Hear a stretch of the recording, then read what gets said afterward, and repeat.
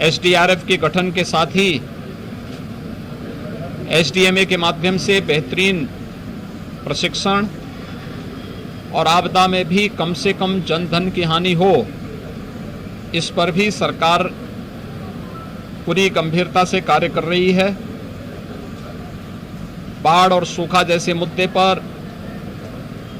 अन्य महत्वपूर्ण मुद्दों पर चर्चा का एक माध्यम सदन है और सदन की इस कार्रवाई को बेहतरीन तरीके से संचालित करने के लिए और प्रत्येक मुद्दे पर चर्चा करने के लिए सरकार ने कल दलीय नेताओं की बैठक में भी इस बारे में बहुत स्पष्ट रूप से कहा है कि हम हर मुद्दे पर चर्चा करने को तैयार हैं और माननीय सदस्यों के द्वारा, विपक्ष के द्वारा उठाए जाने वाले किसी भी मुद्दे पर सदन में पूरा सार्थक जवाब देने के लिए भी सरकार का पक्ष पूरी मजबूती के साथ खड़ा है। मुझे विश्वास है कि मानसून सत्र,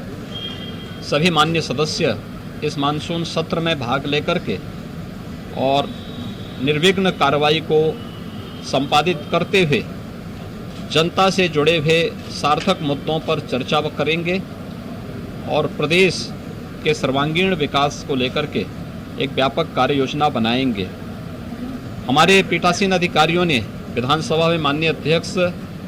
विधानसभा ने और विधान परिषद में माननीय सभापति विधान परिषद ने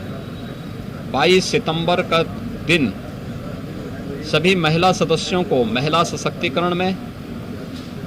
महिला सम्मान, सुरक्षा और स्वावलंबन के लिए डबल इंजन की सरकार के द्वारा क्या कदम उठाए गए हैं, आगे क्या अपेक्षाएं हैं, एक दिन केवल इसी मुद्दे पर चर्चा करने के लिए रखा गया है। मुझे पूरा विश्वास है कि इन सभी मुद्दों पर सारगर्भित चर्चा को आगे बढ़ाने में हमें मदद मिलेगी और दोनों सदनों के माध्यम से जो कार्य होगा वह पूरे देश के अंदर विधानमंडल की कार्रवाई अपनी प्रभावी छाप छोड़ने में सफल होगी।